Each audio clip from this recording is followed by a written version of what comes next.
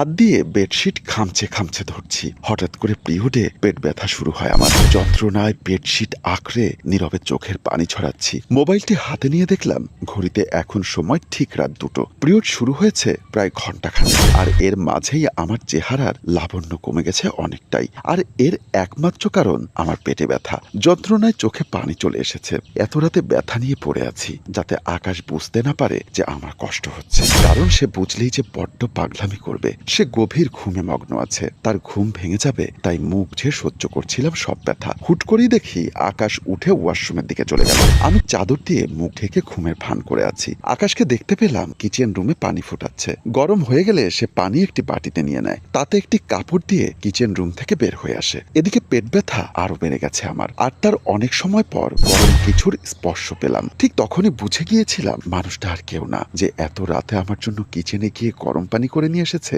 গরম কিছুর স্পর্শ পেয়ে আবেশের ঠোঁটের কোণে হাসি ফুটে উঠল আমার ভাবনার মাঝে ছেদ ঘটে আকাশের কথায়। আকাশ বলল, মিম, এবার তো নিজের চাপা স্বভাবটা বদলাও, নিজের সুবিধা অসুবিধার কথা বলতে শেখো। আমি তো আর সব জানতা সমরেশ না যে না বললেই বুঝে যাব যে আমার মিম মহারানীর কি লাগবে। আকাশের কথায় চোখ মেলে তাকিয়ে দেখি আকাশ গম্ভীরভাবে আমার দিকে তাকিয়ে আছে। এত রাত জাগার কারণে তার চোখের নিচে কালি পড়ে যায়। এটা নতুন কিছু নয়। বিয়ের পরে যখন থেকে আমার পিরিয়ড শুরু হয় আমার চাইতে আকাশের শরীর ভেঙে পড়ে বেশি। আমি হেসে বললাম, কে বলেছে এত রাতে কষ্ট করে কিচেনে গিয়ে পানি গরম করতে? আমি ঠিক আছি তো। আকাশ এবার রেগে বলল, হ্যাঁ হ্যাঁ, তা তো দেখতেই পাচ্ছি তুমি কতটা ঠিক আছো। ভেবেছো আমি কিছুই বুঝি না, তাই না? তোমায় কবে বোঝাতে পারবো যেটা কোনো নর্মাল সমস্যা না? তোমরা মেয়েরা মুখে বলতে চাও না কেন? কি হয় সমস্যা বললে? বারবার বিছানায় এপাশ ওপাশ করছো ব্যথায়, আর আমি বুঝবো না? এতটাও অবজামি না। আর এখন চুপচাপ ঘুমোও। বলেই আকাশ আমার পাশে শুয়ে পড়ল। সকালে চোখ মেলে দেখি চারিদিকে আলো। মোবাইলটি নিয়ে দেখলাম 10টা বাজে। তার মানে আমি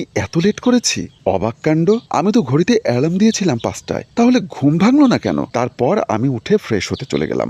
ডাইনিং টেবিলে গিয়ে দেখি সকালের খাবার ঢাকনা দিয়ে ঢাকা। বোঝা হয়ে গেছে প্রতিবারের মতো এবারও আকাশ রান্না করে রেখে গেছে। তৃপ্তির হাসি ফুটে ওঠে আমার ঠোঁটের কোণায়। মনে পড়ছে মা বাবার কথা। তোমরা মারা যাবার পর যখন চাচার বাসায় ছিলাম তখন চাচি যে আমাকে কত কষ্ট দিয়েছে। সোফায় বসে আছি মনমরা হয়ে। চাচি এসে বলল, তোকে কতবার ডাক দিচ্ছি, কথা কি শুনিস না, নাকি আমার কথার গুরুত্ব নেই? চাচি, আসলে শুনতে পাইনি, বাবা মায়ের কথা মনে পড়েছে তো তাই। হয়েছে, আর ন্যাকামি করতে হবে না। বসে বসে খেতে খেতে তোর শরীরে জং পড়ে গেছে, সেটা বল। কেন যে বসিয়ে বসিয়ে তোকে খাওয়াচ্ছি সেটাই তো বুঝতে পারছি না। চাচার আরও কত দরদ ভাতিজির জন্য। যা গিয়ে রান্না বসা। রান্না বসিয়ে দিয়ে ঘরটা ভালো করে মুছে নিবি। আজকে আমার বোনের মেয়ে আসবে, ওরা ঘর নোংরা দেখলে কি বলবে? ঠিক আছে চাচি আম্মা, যাচ্ছি। আমি যাচ্ছি বললে হবে না, যদি কাজে কোনো ফাঁকি দিস তাহলে তোর আজ খাওয়া বন্ধ, এই বলে দিলাম। আমি আর কোনো কথা বললাম না। ঠিক আছে বলে সেখান থেকে চলে এলাম। কত কি যে দেখবো আল্লাহ। রুমে আধহেলান দিয়ে বসে বসে মোবাইল টিপছে চাচির বোনের মেয়ে নীলা। আমি চা নিয়ে গিয়ে বললাম, আপনার চা। সে আমার দিকে আর চোখে তাকিয়ে বলল, খুব ভালো করেছো, এমনিতেও চা খেতে ইচ্ছা করছিল। চা ভালো হলে তোমাকে বকশিস দিব যাওয়ার সময়। আমাকে সবসময় ভালো করে চা করে দিবে। কথা শুনে আমার খারাপ লাগলেও বুঝতে দিলাম না। বললাম, জি আপু, ঠিক আছে। আর হ্যাঁ, আমাকে আপু বলে ডাকবে না, নাম ধরে ডাকবে। আচ্ছা, ওয়াশরুমে যে আমি কাপড় রেখেছি সেটা কি ধুয়ে দিয়েছো? না।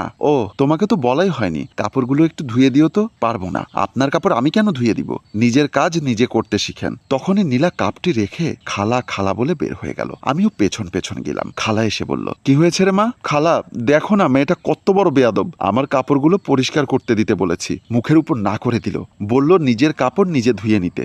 আমি কি এখানে কাজ করতে এসেছি খালা? ওকে, আমি চলে যাচ্ছি এখনই। এক কদম দিতেই খালা বলল, দাঁড়া, তুই কেন যাবি? গেলে তো এই হারামজাদি যাবে। বলে আমার চুলের মুঠি ধরে আমাকে মারতে থাকে। চাচি, আমার লাগছে, প্লিজ ছাড়ুন। চাচি চুল ছেড়ে দিয়ে বলল, যা, এক্ষুনি গিয়ে আমার মেয়ে যা যা করতে বলছে তা কর। ভবিষ্যতে এমন সাহস দেখাবি তো এই বাড়ি থেকে বের করে দিব। তোর চাচা বিদেশে টাকা কামাচ্ছে আর তুই এখানে বসে বসে খাচ্ছিস। যা, এক্ষুনি যা। আমি কোনো জবাব না দিয়ে মাথা নিচু করে চলে গেলাম। নীলা মিষ্টি মিষ্টি হাসছে আর খালাকে জড়িয়ে ধরে। যা মা, গিয়ে রেস্ট কর, কিছু লাগলে মিমকে বলিস। ঠিক আছে খালা, বলে নীলা চলে গেল। আমি ওয়াশরুমে কাপড় ধুতে গিয়ে অঝরে কান্না করছি। হে আল্লাহ, আমার তো আর সহ্য হচ্ছে না, আমাকে এই পৃথিবী থেকে বাবা মায়ের কাছে নিয়ে যাও। কান্না করতে করতে কাপড় ধুতে বসে গেলাম। সে কষ্টগুলো তখনই দূর হয় যখন থেকে আমার জীবনে আকাশ এসেছে। আকাশ আমাকে এতটা কেয়ার করে যা বলে শেষ করা যাবে না। এই মানুষটা আমার চাচির অত্যাচারের হাত থেকে আমাকে বাঁচিয়ে নিয়েছে। আল্লাহর অশেষ রহমতে আমি এমন মানুষ পেয়েছি যে আমার সব খেয়াল রাখে, বিপদে ছায়ার মতো আগলে রাখ। আমার প্রিয় আপনি।